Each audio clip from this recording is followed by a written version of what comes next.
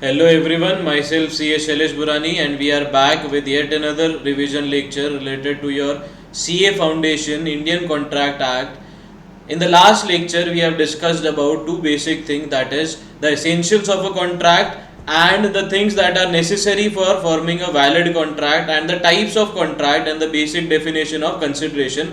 अब इस particular lecture के अंदर we are trying to discuss the detailed version of your offer acceptance, कब वैलिड ऑफर माना जाता है, कब ऑफर का कम्युनिकेशन कम कंप्लीट होता है, कब एक्सेप्टेंस वैलिड मानी जाती है, और उससे रिलेटेड सारे rules regulations that are mentioned in the Indian contract act we will be discussing in this particular lecture. So we'll start with our lecture. So the first thing that we'll study is offer definition. We have already studied in the last lecture also. We'll recap that so that it would be helpful for us. When one person signifies to another his willingness, यानी जब एक इंसान दूसरे इंसान को अपनी इच्छा बताता है कोई काम करने के लिए या कोई काम से रुकने के लिए, यानी act of abstinence, that is said to be offer to do और abstain from doing anything with a view to obtaining assent of that other person to such act. यानी जैसा अपन ने पहले भी डिस्कस करा है, ऑफर के अंदर दो पार्टीज होनी चाहिए, एक ऑफर देने वाला और एक जिसको ऑफर दिया जाता है, यानी एक्सेप्टेंस देने वाला. तो ऑफर के अंदर या तो कोई एक्ट या कोई एब्सटेनेंस आप सामने वाले को कम्युनिकेट करते हो with the view to obtain assent from that other person, that यानी आप सामने वाली पार्टी से जवाब लेने के इंटेंशन के साथ उस पर्सन को ऑफर देते हो, and mostly you expect a positive reply. A person who makes an offer is known as offeror और promisor, and the person to whom the offer is made is called the offeree और promisee. यानी जो offer देता है that is known as offeror, और जिसको offer दिया जाता है that is known as, that person is known as offeree. पहला एग्जांपल जो यहाँ पर अपन को बताया गया है, mister A says to mister B, will you purchase my car for 1 lakh rupees. In this case, Mr. A is making an offer, that is offerer, and to Mr. B that would be known as your offeree. अब यहाँ पे सिर्फ अगर मैं intention बता के आगे बढ़ जाता कि mister A intend told B that और says to B that I want to sell my car, but वो प्रॉपर ऑफर नहीं कॉन्स्टिट्यूट करता. रीजन उसमें मेरा इंटेंशन सामने वाली पार्टी से जवाब देने का लेने का नहीं था, उसमें सिर्फ मेरा इंटेंशन था सामने वाली पार्टी को अपनी इच्छा बताई मैंने कि मैं मेरी कार बेचना चाहता हूँ. आप खरीदना चाहते हो नहीं खरीदना चाहते, प्राइस क्या होगी, कौन सी कार होगी, वो मैंने मेंशन नहीं करा, तो वो वैलिड ऑफर के अंदर नहीं आएगा.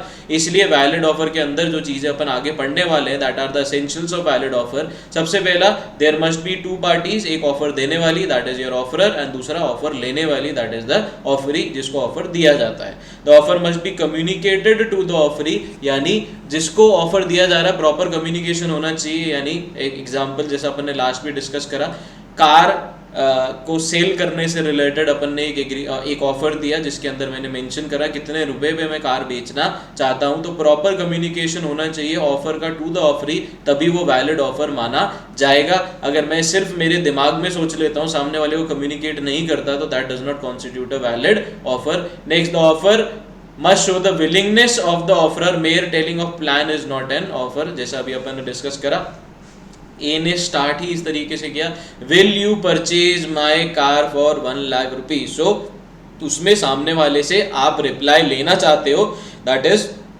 The offer must show the willingness of the offeror, कि मैं चाहता हूं कि आप जवाब दो. Mere telling of the plan is not an offer, अगर मैं सिर्फ बता देता हूं मैं कार बेचूंगा, वो प्रॉपर इंफॉर्मेशन नहीं है, वो प्रॉपर ऑफर नहीं माना जाएगा. Next, the offer must be made with a view to obtaining assent of the offeree, यानी जिसको मैं ऑफर दे रहा हूं उसका जवाब लेने के इंटेंशन से ही अगर मैं कोई इंफॉर्मेशन दे रहा हूं तो ही वो वैलिड ऑफर माना जाएगा. एग्जांपल वापस अपन वही अपना कंटिन्यू करेंगे. कार बेचने वाला, उसके अंदर क्वेश्चन इस तरीके से ही स्टार्ट हुआ है, will you purchase my car, यानी सामने वाले से जवाब लेने के लिए ही मैंने ऑफर दिया है, तभी वो वैलिड ऑफर माना जाएगा. Mere expression of willingness does not constitute an offer, यानी A tells B that he desires to marry by the end of 2023, if it does not constitute an offer of marriage by A to B.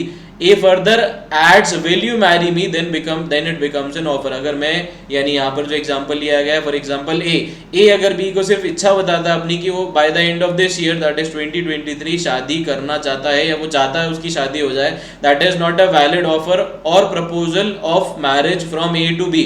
अगर A इस तरीके से पूछता है will you marry me या are you interested in marrying me, that constitutes an offer, जिसमें B के ऊपर बी के पास एक ऑप्शन रहेगा, वो हाँ में रिप्लाई करे या फिर ना में रिप्लाई करे. बट अगर सिर्फ मैं इच्छा बताता हूँ, यानी मिस्टर ए सिर्फ इच्छा बताता है want to get married by the end of 2023, that would not be a valid offer.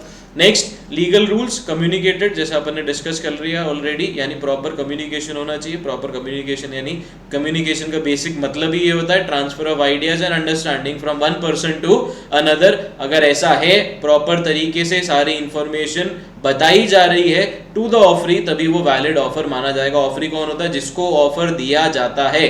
Next, the offer must be certain, definite and not vague, unambiguous and certain, that is uncertain होना चाहिए यहाँ पर. So the meaning is A offered to sell B 100 tons of oil. अब यहाँ पर एक बड़ी question mark आ जाता है, which kind of oil? वो मोटर ऑयल है, वो कुकिंग ऑयल है, या वो किसी और तरीके का ऑयल है, वो कहीं पे भी मेंशन्ड नहीं है. यहाँ पर सिर्फ बता दिया कि मैं आपको इतना टन्स ऑफ ऑयल बेचना चाहता हूँ. which kind of oil is not mentioned, तो ये एक वैलिड ऑफर नहीं माना जाएगा. ऑफर क्लियर, डेफिनेट होना चाहिए, कंफ्यूजिंग या अनसर्टेन नहीं होना चाहिए. Next, the offer must be capable of creating legal relation. A social invitation does not create a legal relation.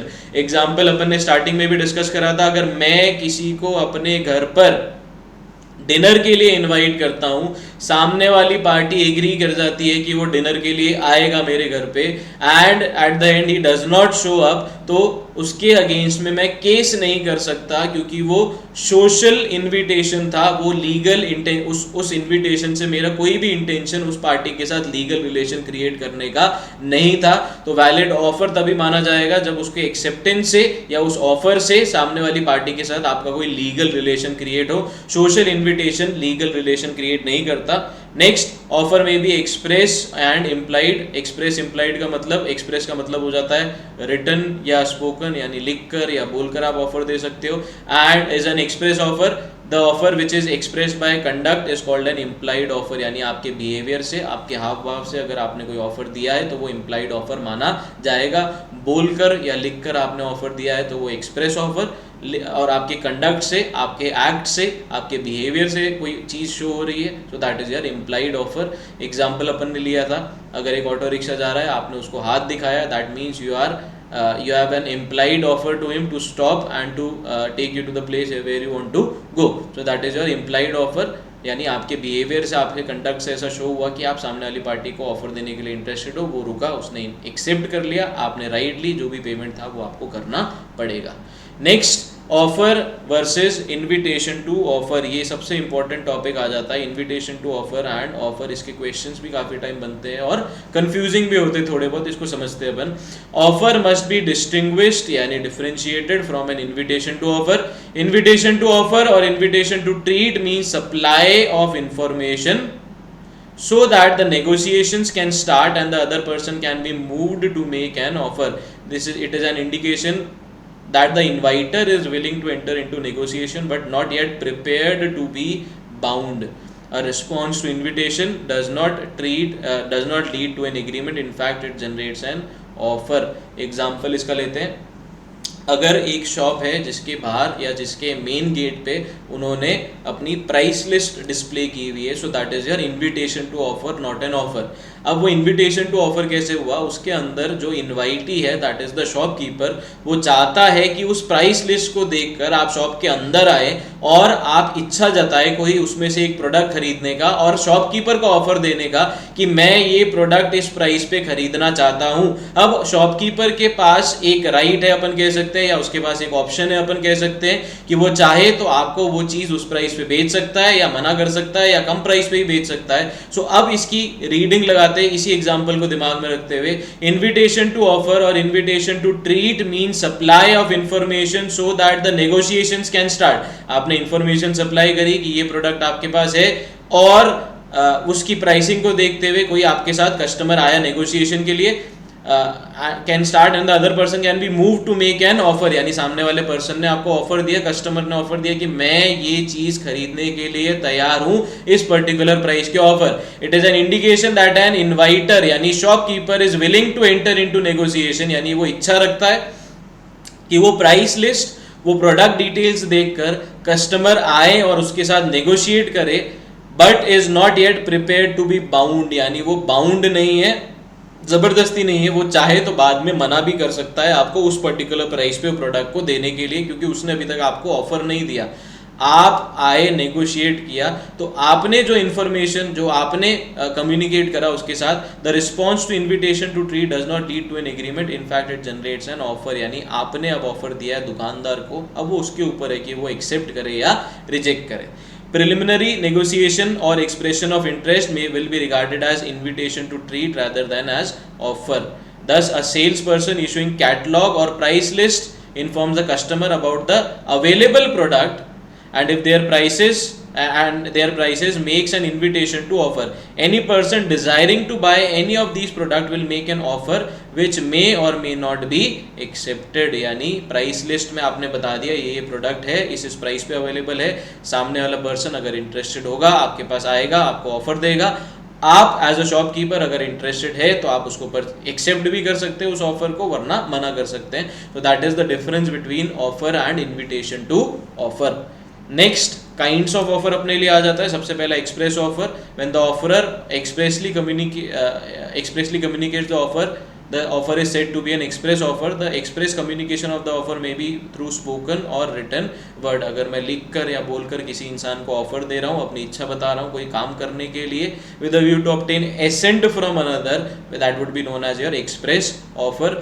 And when the offer is not communicated expressly, an offer may be implied by the conduct of the parties or by the circumstances of the case, यानी by the conduct of the parties, यानी जैसे अपन ने discuss किया, auto rickshaw को आपने हाथ दिखाया वो रुका, that is by the conduct of the parties, and by the circumstances of the case. Circumstances of the case के अंदर अपन ले सकते हैं, आप सुनसान रास्ते पे जा रहे थे, ऑटो वाले को लगा आपको लिफ्ट की जरूरत होगी तो वो रुका, that is according to the circumstances of the case. या उसने अपनी ऑटो रिक्शा को धीरे करा, that means he is offering you a ride, जिसके बदले में जो भी पेमेंट होगा वो आपको करना पड़ेगा। तो एक्सप्रेस ऑफर, इम्प्लाइड ऑफर, पहले दो kinds of offer. Next is your specific offer, it means an offer made in a particular person, यानी एक पर्टिकुलर इंसान को अगर मैं ऑफर दे रहा हूँ या एक पर्टिकुलर ग्रुप ऑफ पर्सन को, it can be accepted only by the person to whom it is made. The communication of acceptance is necessary in case of specific offer, यानी मैं अगर एक स्पेसिफिक इंसान को या एक ग्रुप ऑफ पर्सन, कुछ लिमिटेड लोगों को ऑफर दे रहा हूँ, that is your specific offer. अगर उसमें से कोई भी इंटरेस्टेड है उस ऑफर को एक्सेप्ट करने के लिए, तो उसको मुझे ये सारी चीज़ें कम्युनिकेट करनी पड़ेगी। यानी जो मैंने ऑफर दिया, फॉर एग्जाम्पल ए ने बी को ऑफर दिया, that is a specific offer, क्योंकि मैं एक ही पर्टिकुलर इंसान बी को ऑफर दे रहा हूँ अपनी कार बेचने के लिए, और अगर बी कार खरीदने के लिए इंटरेस्टेड है तो उसे अपनी एक्सेप्टेंस मुझे प्रॉपर तरीके से बतानी पड़ेगी, तभी वो वैलिड एक्सेप्टेंस मानी जाएगी। Next is general offer, it means an offer which is made to the public in general. अगर मैंने न्यूज़पेपर में ऐड दे दी, फॉर एग्जाम्पल मैंने लिख दिया न्यूज़पेपर में या OLX पे अपन देखते हैं कि मैंने ऑफर डाल दिया, मैं मेरी बाइक इतने रुपए में बेचना चाहता हूँ, जो भी इंटरेस्टेड है वो इस पर्टिकुलर नंबर पे मुझसे कांटेक्ट करे, that is your general offer. That is it is made to people at large, public at large, उसको कोई भी एक्सेप्ट कर सकता है, कुछ गिने चुने लोगों को मैंने ऑफर नहीं दिया, that is public in general. General offer can be accepted by anyone. The offeree, if offeree fulfill the terms and condition which is given in the offer, then the offer is accepted. Communication of acceptance is not necessary in case of general offer. Case law सबसे इंपॉर्टेंट, Carlill versus Carbolic Smoke Balls. अब एक company थी जिसने एक medicine बनाई, that is your Carbolic Smoke Balls company. उन्होंने एक मेडिसिन बनाई जिसमें उन्होंने क्लेम किया कि हमारी ये मेडिसिन कंज्यूम करने के बाद एक पर्टिकुलर इन्फ्लुएंजा, या अपन कह सकते हैं एक तरीके का बुखार, आपको नहीं होगा अगर हमारी आप ये मेडिसिन कंज्यूम कर लेते हो। उन्होंने एक श्योरिटी ली, और अगर उसके बाद भी होता है तो हम आपको इतना पेमेंट देंगे। एक इंसान, एक लेडी कार्लिन, जिन्होंने क्या किया कि ये मेडिसिन कंज्यूम करी, उसके बाद भी उनको वो इन्फ्लुएंजा हुआ, उसके कांटेक्ट में आए, उन्होंने कंपनी के ऊपर केस किया कि आपकी मेडिसिन का जो क्लेम था वो फॉल्स था। तो जो आपने गारंटी ली थी कि अगर हमारी मेडिसिन कंज्यूम करने के बाद भी किसी को इन्फ्लुएंजा होता है तो हम इतना पेमेंट उस सामने वाली पार्टी को देंगे, तो अब आप मुझे ये पेमेंट दीजिए। कंपनी ने मना कर दिया पेमेंट का, कहते हुए कि हमने ये ऑफर आपको थोड़ी ना दिया था, तो उसके केस में इसीलिए यहाँ पर अपन ने लाइन लिख दी, communication of acceptance is not necessary in case of general offer. वो एक जनरल ऑफर था, यानी पब्लिक एट लार्ज को था, कोई भी उसको एक्सेप्ट कर सकता है, और एक्सेप्टेंस के लिए कम्युनिकेशन यहाँ पर नेसेसरी नहीं है। उस लेडी ने उस ऑफर को एक्सेप्ट किया, उसने वो मेडिसिन कंज्यूम करी, उसके बाद भी इन्फ्लुएंजा हुआ, तो उस कंपनी की तो कोर्ट ने डिसीजन दिया कि वो कंपनी को, उस लेडी को जितना भी उन्होंने प्रॉमिस करा था उतना पैसा एज अ कंपनसेशन देना पड़ेगा। तो ये चीज यहाँ पर अपन को बताई गई है इन केस ऑफ जनरल ऑफर। अभी तक 4 तरीके के ऑफर डिस्कस करें, specific, general and the other two are express and implied. Next अपने लिए आता है cross offer, when two parties exchange identical offers in ignorance at the time of each other's offer, the offer is said to be cross offer. Example यहाँ समझते, फिर ऊपर वाली line समझेंगे। A offers by a letter to sell 100 tons of steel at rupees 1000 per ton. On the same day B also writes A offering to buy 100 tons of steel at 1000 per ton. That is a cross offer, यानी दोनों parties एक दूसरे को offer देती है without knowing each others offer, और offer होता है आइडेंटिकल यानी सेम। तो यहां पर अपन देखते हैं, ए ने बी को लेटर लिखा कि मैं आपको 100 टन स्टील बेचना चाहता हूं at 1000 rupees, and same day B ने भी ए को लेटर लिखा कि मैं आपसे 100 टन खरीदना चाहता हूं एट 1000 रुपीज। तो that is said to be a that is said to be a cross offer. The cross offer does not conclude a contract, two offer are said to be cross only if they are made by the same parties, यानी A ने B को letter लिखा और B ने ए को लिखा, party change नहीं हो सकती। And the second condition, each offer is made in ignorance of the offer made by the other, that is दूसरी पार्टी को नहीं पता था, यानी ए को नहीं पता था कि बी उसको लेटर लिख रहा है और बी को नहीं पता था कि ए उसको लेटर लिख रहा है। The terms and condition contained in both the offers are same, यानी the quantity that is 100 ton and the price that is 1000 per ton should be same, terms condition same होनी चाहिए, दोनों पार्टीज को एक दूसरे के ऑफर की information नहीं होनी चाहिए और पार्टीज सेम होनी चाहिए, तभी वो क्रॉस ऑफर माना जाएगा। Next is your counter offer. Counter offer अपन समझे तो एक तरीके का बार्गेन होता है। बार्गेन होता है कैसे? फॉर एग्जांपल, अगर आप एक दुकान पे जाते हो और आप एक टी शर्ट खरीदने की इच्छा रखते हो, तो दुकानदार आपको बताता है उस टी शर्ट की प्राइस आपके लिए रहने वाली है फॉर एग्जाम्पल 1000 रुपीज, बट आप नेगोशिएट करते हैं और उसको बोलते हैं कि अगर आप 800 रुपए में देने के लिए तैयार हैं तो मैं खरीदने के लिए इसको तैयार हूं। तो ये हो जाता है आपके लिए काउंटर ऑफर, और इसमें पार्टीज की पोजीशन चेंज हो जाती है।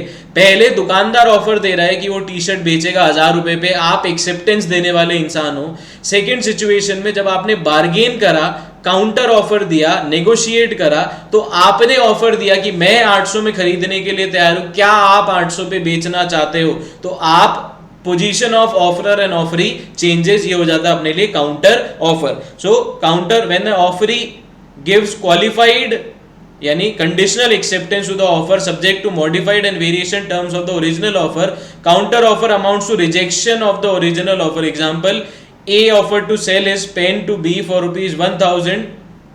B replied, I am ready to pay 950. तो इसने एक काउंटर ऑफर दिया। On A's refusal to sell at the price, B now agreed to pay rupees 1000. Hell, there was not contract, as the acceptance to buy it for 950 was a counter offer. That is the rejected offer. Rejection of the offer of A. Subsequent acceptance to pay 1000 is a fresh offer from B, which A was not bound to give his acceptance. यानी A ने B को offer करा 1000 रुपए पे कोई चीज बेचने का, B ने कहा नहीं मैं 950 पे खरीदूंगा, A ने मना कर दिया।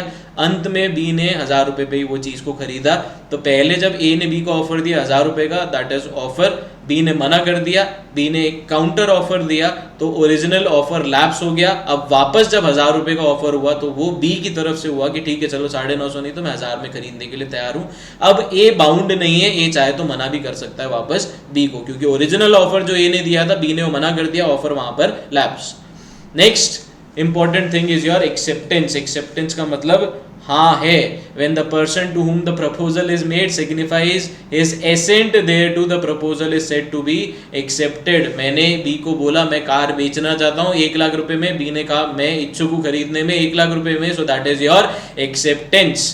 Next, legal rules must be absolute and unqualified, यानी बिना किसी छेड़छाड़ के जो ओरिजिनल ऑफर है अगर आप खरीदना चाहते हो वो चीज को, तभी वो वैलिड एक्सेप्टेंस माना जाएगा।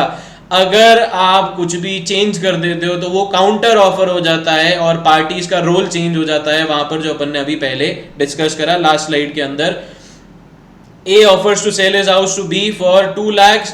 B accepts the offer and promises to pay the price in 4 installment. This is not pay the acceptance as per the acceptance as the acceptance is the variation in terms of the contract। यहाँ पर A ने B को agree करा 2 लाख रुपए में मकान बेचने के लिए, B ने नई कंडीशन डाल दी कि मैं इंस्टॉलमेंट में पैसा दूंगा 4 इंस्टॉलमेंट में, तो वो वैलिड एक्सेप्टेंस नहीं मानी जाएगी क्योंकि उसके अंदर आपने कुछ चीजें चेंज कर दी, वो एब्सोल्यूट नहीं है, वो कंडीशनल है। Next, acceptance must be communicated, यानी अगर स्पेसिफिक ऑफर दिया जा रहा है तो आपको अपनी एक्सेप्टेंस सामने वाली पार्टी को बतानी पड़ेगी।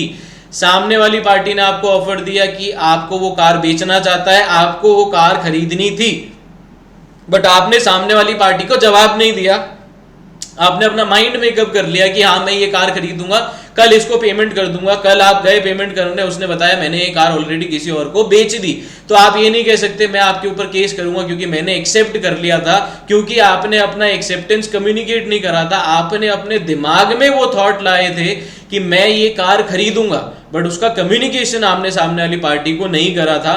सो the mere mental acceptance is no acceptance, but there is no requirement of communication of acceptance of general offer. ये अपन ने डिस्कस करा with the help of case law also. Specific है तो आपको एक्सेप्टेंस देना, एक्सेप्टेंस का कम्युनिकेशन जरूरी है। नेक्स्ट अपने लिए आ जाता है एक्सेप्टेंस के लीगल रूल्स, यानी मैनर ऑफ एक्सेप्टेंस। तो मैनर ऑफ एक्सेप्टेंस का मतलब ये आ जाता है जनरल रूल से that it must be as per the manner prescribed by the offeror, यानी कि जैसा ऑफरर ने तरीका बताया है कि आप इस तरीके से एक्सेप्टेंस अपनी दोगे। फॉर एग्जांपल, अगर मैंने लिखा कि मैंने एक जनरल ऑफर दिया न्यूज़पेपर में कि मैं इतनी यूनिट एक पर्टिकुलर स्टील का प्रोडक्ट कोई खरीदना चाहता हूं, जो भी इंटरेस्टेड बिडर्स है वो अपनी प्राइस अप्लाई करे और रिटर्न में सप्लाई करे, तो मैंने अगर रिटर्न मोड वहां पर लिखा है यानी मैनर बताया है एक्सेप्टेंस का, तो वो उसी तरीके से एक्सेप्टेंस होना चाहिए। और अगर कोई भी मैनर प्रिस्क्राइब्ड नहीं है तो जो भी जनरल रूल्स रेगुलेशन चलते हैं रिगार्डिंग एक्सेप्टेंस, यानी बोल कर, लिख कर या बाय एक्ट, वो आप करके एक्सेप्टेंस अपनी सामने वाले को बताओगे। Next, acceptance must be communicated to the offeror. Offeror मतलब एक इंसान आपको ऑफर दे रहा है, उसको आप अपनी एक्सेप्टेंस कम्युनिकेट करोगे इन केस ऑफ स्पेसिफिक ऑफर। अगर जनरल ऑफर है तो वो जरूरी नहीं है, बट स्पेसिफिक ऑफर के केस में आपको कम्युनिकेट करना पड़ेगा। Next, acceptance of offer must be made by offerer. A applied for the headmastership of a school. He was selected by the appointing authority, but the decision was not communicated to him, यानी communication नहीं हुआ। However, one of the members in his individual capacity informed him about the selection. Subsequently, the appointing authority cancelled the decision. A sued the school for breach of contract. breach of contract यानी contract को तोड़ना। The court rejected A's action and held that there was no notice of acceptance. Information by an unauthorized person is inefficient as overhearing from behind the door. अब यहाँ पर क्या लिखा है इसको समझते हैं। Acceptance of the offer must be made by offerer, यानी मैंने अपनी acceptance तो सामने वाले को दे दी। एग्जाम्पल वापस कंटिन्यू करते हैं। ए ने बताया बी को कि मैं अपनी कार बेचना चाहता हूं, क्या आप मेरी कार खरीदने के लिए इंटरेस्टेड है एट प्राइस 1 लाख रुपीस। अब अगर मैं इंटरेस्टेड हूं तो मुझे अपनी एक्सेप्टेंस ए को बतानी पड़ेगी, और अगर मैं अपनी एक्सेप्टेंस ए को ना बता के उसके भाई या उसके किसी रिलेटिव को बताता हूं या किसी और तरीके से कम्युनिकेशन प्रोसेस चलता है तो वो वैलिड एक्सेप्टेंस के अंदर नहीं आएगा। यहाँ पर एग्जांपल बताया गया कि ए अप्लाइड फॉर हेडमास्टरशिप, यानी ए ने अप्लाई किया एक स्कूल में प्रिंसिपल की पोस्ट के लिए। he was selected by the appointing authority but the decision was not communicated to him, यानी जो कमेटी थी उन्होंने एक्सेप्ट तो कर लिया उसको as a headmaster, but communication अभी तक नहीं करा था। बट उन मेंबर्स में से किसी एक मेंबर ने इन्फॉर्मेशन पहुंचा दी कि आप सिलेक्ट हो चुके हो। बाद में स्कूल ने मना कर दिया, ए ने केस किया, बट वहां पर बताया गया कि जिसने ऑफर दिया है, जिससे कम्युनिकेशन होना चाहिए, अगर वो ही आपको कम्युनिकेट करता है तो ही वो वैलिड एक्सेप्टेंस माना जाएगा। अदरवाइज किसी और से सुनी सुनाई बातें गॉसिप के बेसिस पे एक्सेप्टेंस वैलिड नहीं रहेगा। नेक्स्ट जो चीज अपने लिए रहेगी communication of offer and acceptance, यानी कब माना जाएगा। इसके अंदर जो चीज़ें समझने की रहेगी, पहले की टाइम की काफ़ी चीज़ें हैं, जैसे लेटर के थ्रू अपन काफ़ी टाइम कम्युनिकेशन करते हैं। आज की डेट में अपन देखते हैं लेटर्स का यूज़ कम हो गया है, ईमेल्स के थ्रू अपन कम्युनिकेट करते हैं, इंस्टेंटली कम्युनिकेशन कंप्लीट हो जाता है। या फिर over the phone upon phone line upon communicate करते हैं अपना ऑफर या एक्सेप्टेंस, तो वो हाथों हाथ जब अपन ने बोला सामने वाले ने सुना कंप्लीट हो जाता है। ये पहले की टाइम की थोड़ी बहुत कंफ्यूजिंग बातें हैं। जब आप वाया लेटर कम्युनिकेट करते थे, वाया पोस्ट करते थे, तो कब कम्युनिकेशन माना जाएगा, क्योंकि the day you post your letter of offer और acceptance and the day it reaches the other party, उसके बीच में गैप होता है, हो सकता है उस दौरान सब चीजें चेंज हो जाए, तो उस केस में इशू आने लग गए। इस वजह से कम्युनिकेशन से रिलेटेड अपन ने रूल्स एंड रेगुलेशन यहाँ पर बना दिए। When the contracting parties, that is the offerer and the offeree, are in face to face and negotiate in person, there are instantaneous communication of offer and acceptance, यानी हाथों हाथ offer acceptance हो जाता है क्योंकि वो आमने सामने है। But where services of post offices are utilized for communication of the following rules have been laid down under section 4 and section 5, क्योंकि पोस्ट से अगर आप कोई चीज़ भेजते हो उसमें एक टाइम लगता है, उस दौरान हो सकता है काफ़ी चीज़ें, सर्कमस्टांसेस, पार्टीज का इंटेंशंस, रूल्स रेगुलेशन चेंज हो जाए। इसीलिए कब वैलिड कम्युनिकेशन माना जाएगा, कंप्लीट कब माना जाएगा, वो यहाँ पर अपन को बताया गया है। Communication of offer is complete when it comes to the knowledge of the person to whom it is made, यानी मैंने लेटर भेजा सामने वाली पार्टी को, यानी ए ने लेटर बी को भेजा, मैं कार बेचना चाहता हूँ, आप खरीदने के लिए इंटरेस्टेड है क्या, तो जब बी को पता चला इस बारे में, वो लेटर पहुंचा, तब ऑफर कंप्लीट माना जाएगा। Acceptance, the communication of acceptance has two aspects, that is as against the proposer and as against the acceptor. The communication of an acceptance is complete as against the proposer when it is put in the course of transmission to him so as to be out of the power of acceptor. As against the acceptor when it comes to knowledge of proposer, that is when the letter of acceptance is received by the proposer. Example, B accepts A's proposal by letter, यानी B ने accept कर लिया, वो A की car खरीदना चाहता है, by post on 16th को उसने पोस्ट भेज दिया। The letter reaches A on 20th. The communication of acceptance is complete as against A when the letter is sent, यानी जब लेटर बी के कंट्रोल से बाहर चला गया, यानी 16 तारीख, और बी के लिए कंप्लीट कब माना जाएगा, जब ए ने वो लेटर पढ़ लिया, उसको मिल गया, when the letter is received by A। तो अगर आमने सामने पार्टीज है तो एक ने बोला, दूसरे ने सुना, ऑफर एक्सेप्टेंस जो भी है वो उसी टाइम कंप्लीट हो जाएगा।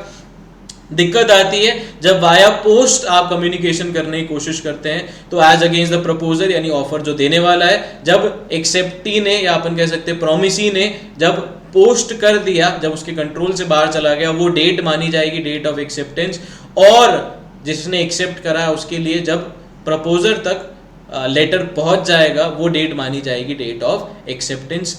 अब नेक्स्ट चीज जो अपन को बता रखी है रिवोकेशन। रिवोकेशन का मतलब कैंसलेशन। अब ऑफर एक्सेप्टेंस हो गया, उसको कैंसिल करना है, तो वो किस तरीके से हो पाएगा, when complete under section 4, as against the person who makes it when it is put into a course of transmission to whom it was made so as to be out of the power of the person who makes it, as against the person to whom it is made when it comes to his knowledge। यानी अगर मैं contract को या मैं अपनी acceptance को cancel करना चाहता हूं, तो मैंने जब लेटर बना के रवाना कर दिया, तो मेरे तरफ से रिवोकेशन कंप्लीट, सामने वाले के पास जब पहुंचेगा, जब उसके पास इंफॉर्मेशन आएगी, तब वो रिवोकेशन माना जाएगा। A revokes his proposal by telegram, the revocation is complete as against A when the telegram is dispatched, यानी जब A ने टेलीग्राम भेज दिया, उसकी तरफ से revocation complete. It is complete as against B when B receives it, B revokes his acceptance by telegram, B's revocation is complete against B when the telegram is dispatched, यानी भेजने वाले के कंट्रोल से बाहर गया, उसके लिए रिवोकेशन कंप्लीट, जिसको भेजा जब उसके पास आया तब उसके लिए रिवोकेशन कंप्लीट। यानी बेसिकली रूल्स ये हो जाते हैं, जब आपके कंट्रोल से बाहर चली जाती है, आपने पोस्ट ऑफिस में अपना पोस्ट दे दिया, आपके कंट्रोल से बाहर चला गया, तब आपके एंड से वो चीज कंप्लीट हो जाएगी, और सामने वाले को जब वो चीज मिलेगी तब वो चीज को कंप्लीट माना जाएगा। नेक्स्ट अपने लिए जो आ जाता है वो है communication of offer and acceptance का continuation, that is revocation of proposal.